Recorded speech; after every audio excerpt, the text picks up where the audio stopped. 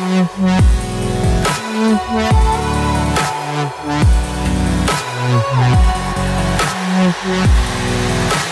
is up, you guys?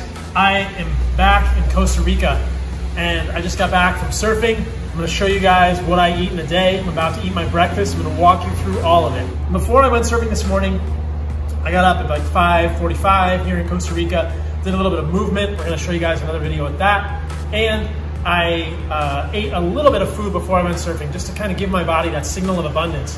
So I broke my fast early. I actually don't like fasting throughout the morning. I want to break my fast. I had a little bit of honey and a couple of coconuts, and then I went surfing. And now we're ready to eat breakfast, which is probably the biggest meal of the day. I like getting in my protein early in the day. I think there's a real clear evidence for getting a lot of protein in the morning for an anabolic stimulation, for muscle growth. I really enjoy local fruit in Costa Rica. This is all local fruit. These are coconuts that I like to drink the water from.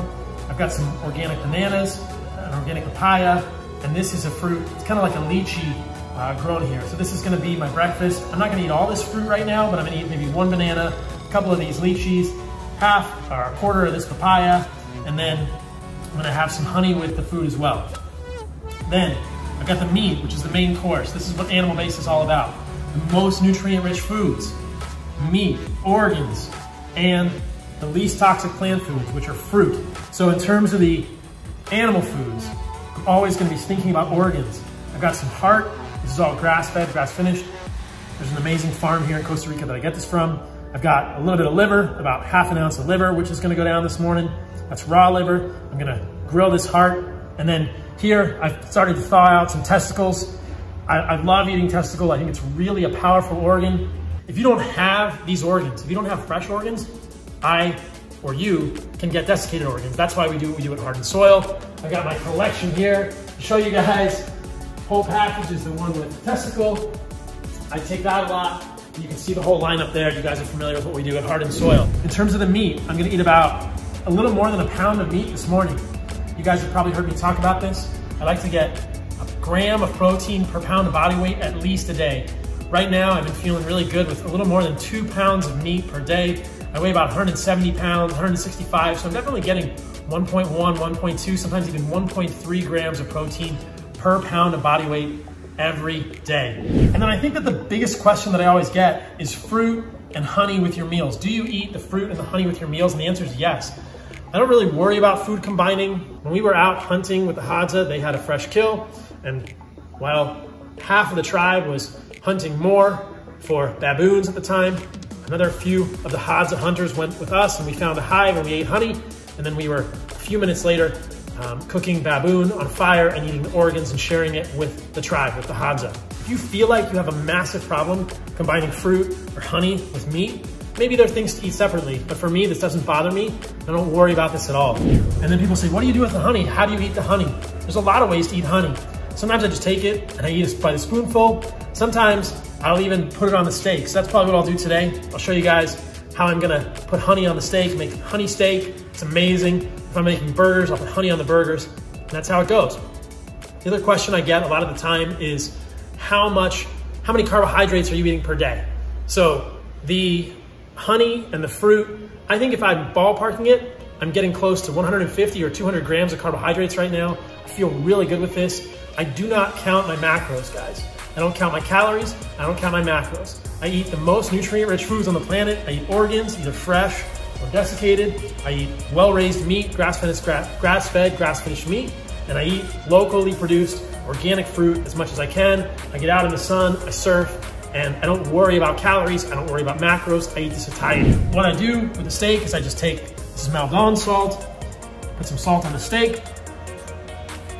I like this sea salt. It's kind of a rough sea salt. The chefs out there would probably say that's a finishing salt. I'm probably using it wrong, but I don't care. You might notice that I'm very simple with my spices. I'm only gonna use salt. Do not use pepper. Do not use pepper. I'm not a fan of pepper at all. Pepper is a seed. Remember that in the way that I conceptualize things from an animal-based diet, you have to think about which parts of plants are the most toxic. And for me, it's pretty clear that plant seeds are quite toxic for humans. Plants put all kinds of defense chemicals in their seeds to dissuade us from eating them, us and other animals. put digestive enzyme inhibitors. They put enzymatic inhibitors. Pepper contains a compound called piperine, which inhibits detoxification enzymes in the liver. If you want the full name, it's UDP glucuronosyl transferase. So pepper contains a compound called piperine that's going to inhibit your phase 2 detoxification in the liver. This is why compounds like curcumin, which your body is actually trying to get rid of, end up in much higher amounts, 2,000 plus times amounts in your body when you eat pepper. You don't want lots of curcumin in your body. Your body's smart enough to say, hey, this is not a compound I want. If you have more questions about why I'm not a fan of turmeric and curcumin, that's for a separate video. But there are no spices on this table other than salt. All right, let's go cook some steaks. Grill is hot. On go the steaks. Gonna throw on a little heart as well. Get that some sear. We'll be good to go. When I was with the Hadza in Tanzania, they cook everything on a fire. So they don't worry about charring the meat, obviously, but they don't worry about cooking on fires. I've done a lot of videos in the past about meat and cancer. I think that the way that I'm cooking the steak on the grill, I'm not worried about this at all. I think cooking over a fire, cooking over a flame, is totally evolutionarily consistent and wouldn't worry about this. All right, so steaks are cooked. Got a pretty good sear on them. I might have overcooked them a little bit, but still gonna be delicious. I'm gonna show you guys one of the ways that I do honey. This is a raw, local honey here in Costa Rica. Though this may seem sacrilegious, I freaking love just taking the honey, putting it right on the steak. Don't knock it till you try it, you guys. All right, guys, so I'm sitting down to my meal. I showed you how I like to put honey on the steak. Got the heart here, got the lychee, banana, some of the papaya, a little coconut water, honey, maybe a little extra honey, and this is how I do it. You guys have seen how I eat in the morning after a beautiful morning of surfing, being in the jungle, being in the earth, my version of the remembering in Costa Rica. The last thing I'll say is a lot of times when I show people that I eat some fruit, that I eat some honey on my steak, they get worried about blood sugars and glycemic indices. And I'm gonna do a whole podcast. I have a whole podcast. I have 2 podcasts actually about my results of my continuous glucose monitors. This is what I'll say. I don't worry about my glucose levels. I do not believe there's an absolute glucose level that you don't want to cross. What I look at is my fasting insulin, which is less than 3, my C-peptide, which is less than 0.5, my HSCRP, which is less than 0.3, right? So I know that I'm extremely insulin sensitive despite eating carbohydrates.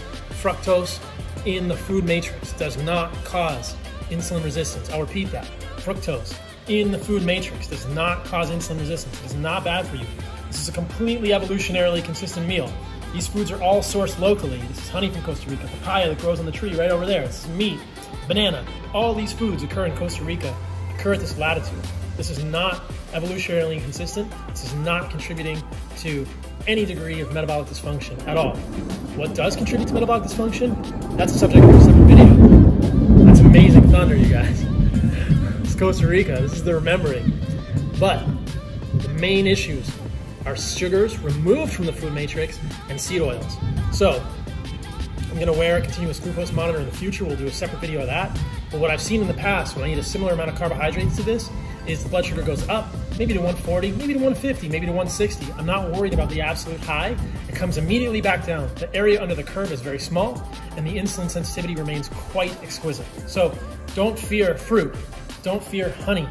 Don't fear these things in the food matrix. And all too often in the nutritional community, these concepts are conflated.